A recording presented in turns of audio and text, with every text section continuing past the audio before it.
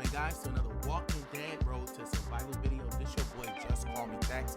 I'm back, and hey man, we are getting ready to go over the Mythic market. Okay, this Mythic market reset is the best one that we've ever had, and they're bringing some fire tunes, especially for free-to-play characters. And I'm gonna go over these tunes in detail. We're gonna have an in-depth look at every one of these tunes so you can see what their strengths, what their weaknesses are. So this is going to be a pretty long video, character breakdown, so you'll know which one you kind of want to go after, which one you want to get. But let's just go ahead and get into it and get into the market refresh. So we have it here, Survivors with Thrill, to unveil the latest iteration of Mythic market, working closely with Lockdown and the Player Council. We've integrated a wealth of community suggestions into this refresh. The primary objective of this refresh is to ensure that the large player base get increased access to some of the most powerful fighters in the game. In addition, we're excited to introduce awakening tokens and a brand new weapon into the Mythic market refresh. All right, so this Mythic market refresh starts on the 21st, ends on the 18th of September. So let's go ahead and get into the attack fighters choice bots. All right, so we have Anniversary Maggie, Father's Day Tyrese, Krag, and William Carver. Now, I want to say that every single one of these tunes are very good tunes, and you can still use them today in certain situations. As a matter of fact, Anniversary Maggie is still one of the best attack lead tunes in the game. And simply because Anniversary Maggie gives us the ability to be able to attack teams that deals counter damage and not receive it for the first 2 turns. So we have Anniversary Maggie, we have Father's Day Tyrese, who is a massive attack tune, does a lot of damage. On top of doing a lot of damage, he also normalizes. Then we have Krag here, and then we have William Carver as well too. So we're going to go ahead and get into these tunes. Now let's go ahead and look at Anniversary Maggie here in the menu, and we can go ahead and see what Anniversary Maggie does and why she is so important. Okay, she's a lead tune. All right, so all teammates get 100% counter reduction for 2 turns and 40% attack. That is her best stat. That's what she's there for, to give that counter reduction so that you can use your other offensive tunes to kind of blitz these guys and take them out as fast as you possibly can. That is what Maggie's primary position is, and this is why, if I am picking from this bot as a free-to-play person, Maggie is my first choice. Over defense, over every other person, Maggie's my first choice if I don't have her to LB3. That is going to be important. Now, do you need her at LB3? The reality is, no, you don't need her at LB3. Okay, you can have her at tier 5 because you're not using her as an attack tune. You're simply using her for the counter damage reduction. That's what her whole purpose is. All right, now, can she help out on the attack end? Yes, she can. Okay, she can definitely help out, but that is not her position. That's what we have Anniversary Maggie from. So if I'm positioning her, Anniversary Maggie's gonna be one out of the attack tune bots. All right, next on this list, we have Father's Day Tyrese. Okay, so when we go back, as you can see, Father's Day Tyrese is a little bit further down this list, but Father's Day Tyrese actually has some very, very strong staying power. And the staying power that Father's Day Tyrese have within this list is that he can actually be able to normalize a tune. So when we get here to Father's Day Tyrese, what you'll see is that he has on the roll. All right, so he is gonna constantly build up, you know, an attack at the start of each turn for the first 3 times. Bonus reset if killed, stunned, or impaired. So you want to have impair resist and stun resist on him, because his on the roll plays a very big role into using him on the offensive team. Now, here's where Father's Day Tyrese gets into the nitty-gritty. All right, normalize a line of enemies for 1 turn, 2 turns to fast trade enemies. So those Davy teams, and you're trying to take care of them and deal with them and want to be able to take them out, there's other ways. But if you're free to play and you don't have access to the other tunes, This is how you want to be able to take these guys out. With Father's Day Therese, behind your anniversary Maggie, you already have them. Bam, you can be able to take these guys out and normalize that line, okay? What also makes him special is his passives. He has increased attack. On the roll specialist gives this fighter 20% more attack activation than normal. So instead of getting 40, he's getting 60 a turn. So by turn 3, he has 180% from on the roll, and that doesn't even apply to the bonus he get from the leadership skill, the bonuses from other people's passive skills. There's so much you can build in this. Tyrese becomes a massive attack toon. So this is why he's important. Now, when performing a critical attack, deal 100% damage to 2 other enemies. So remember, he's gonna have all this other attack. He's taking the toon out, and then he's gonna be splash damaging to 2 other toons. Okay, so you could target that payback toon behind Anniversary Maggie, take them guys down. This is good. Now, when attacking, 100% chance to ignore defensive bonuses and gain absolute defense. Reduce counter damage to 0. So this guy already has that built into his kit, and he ignored defensive bonuses. So guess what? Sebastian, 400% bonus plus 60% bonus. All those defensive bonuses are ignored. He goes straight at the base, and then he absolutely destroys. And on top of that, he doesn't have an attached weapon, so you can put a, let's say, ransack weapon in his hand, steal some traits. Bam, Tyrese is an absolute monster. He is number 2B on this list. 2B. Why would you say 2B? All right. The reason why he is 2B on this list is because we have another guy, and that guy is Krag. Look at all the pop-ups that's coming up, guys. So we have Krag that's on this list as well, too. So let's go ahead and get to Krag if the pop-up stop. All right.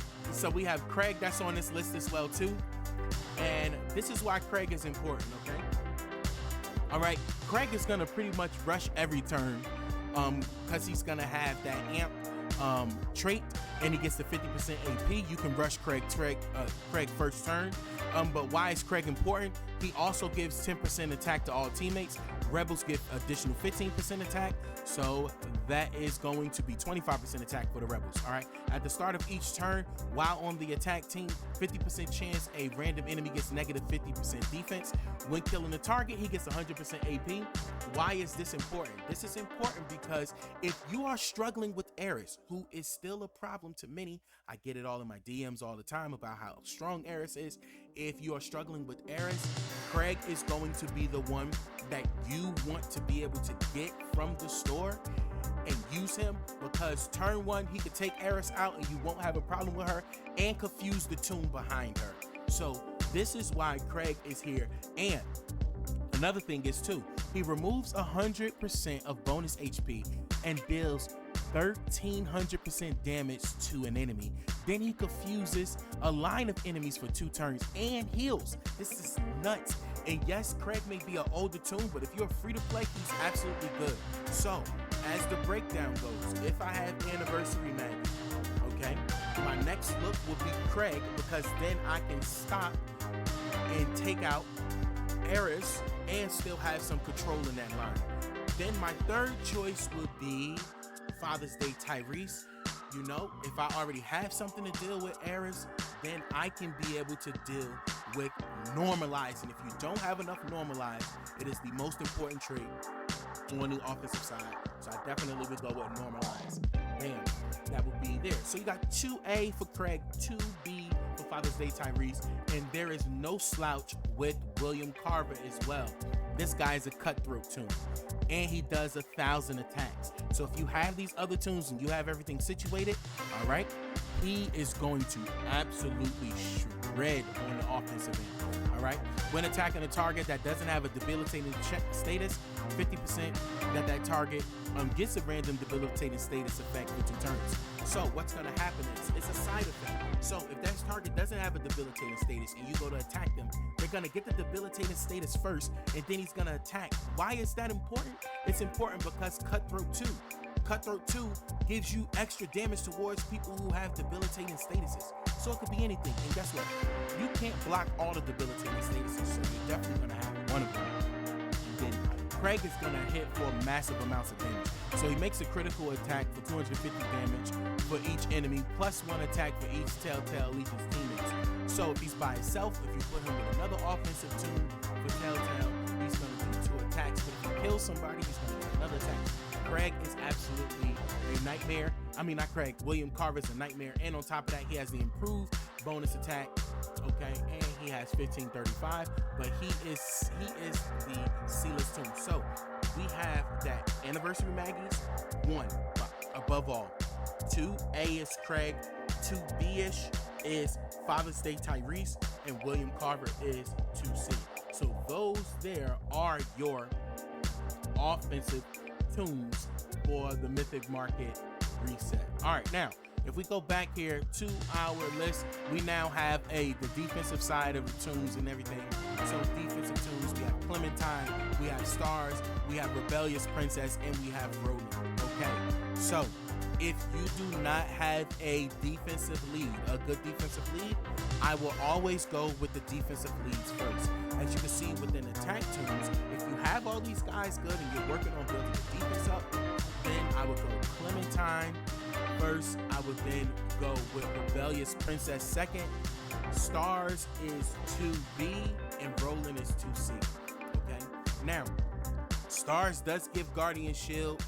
He can stop and suppress a signature move randomly from a toon, and he also deals with burn damage as well too for the first 4 turns of battle. Rebellious Princess reduces all damage over time effects for the first couple turns of battle as well too. So if we go here and we look at Rebellious Princess, she is another strong one. Okay, so if we look here at the start of each wave, all teammates get plus 20% damage over time reduction for each strong and alert teammate for 3 turns. So if you got it, you got to put her in a strong and alert setup. But once you do that, guess what's gonna happen? All right, for 3 turns, burn and bleed doesn't even affect you. So, bam, it's not gonna even work against you. So you can't use that. And then it's 70% chance this fighter recovers from 2 random penalties before being attacked. So if you go to attack her, she's gonna recover from 2 random penalties. Say if she got normalized or stunned. Just as an example, she's gonna recover from them, and then, bam, she's gonna recover from those 2 things, and it becomes an even bigger problem. So Princess is definitely good. Okay, she will be my 2A-ish character. All right, and then Clementine, as you know, she is an absolute monster of a defensive toon. She helps all teammates resist those debilitating status effects, which can be a massive problem as well there too. So you can put some toons with her that also have debilitating, say that 3 times fast, effects over time, and that kind of combines with what she's giving, and then it's kind of hard to get those status effects out there. So this is why Clementine is definitely the lead there, and she doesn't have a weapon in her hand, so you can put like a deep cut weapon in her hand and everything, and she is going to be a nightmare to absolutely deal with there. And then we have Stars. Okay, Stars is a really good toon. That human shield is very important since the update. He also has built-in crit resistance. Okay, when being attacked, a chance that attacker gets disarmed for 2 turns. So he'll also disarm you. So if you're running a weapon that has, let's say, improved attack, and you get disarmed, now that improved attack is going away. When performing the defense active, 100% chance medic teammates get camouflaged for 2 turns, and all tanks get Guardian Shield. He is doing a lot out there on the field, and where he shines the most is his weapon. His weapon that burn resist at the start of each turn. All teammates get 100% burn resist. Okay, he's not susceptible, he's susceptible to bleed, but burn works out very fine here. And at the start of each wave, he has 100% chance for normalized resistance. So sometimes it's hard to normalize him as well there. So Stars is very good. And Roland's not a slouch either. I personally think that dexterity is one of the strongest traits in the game.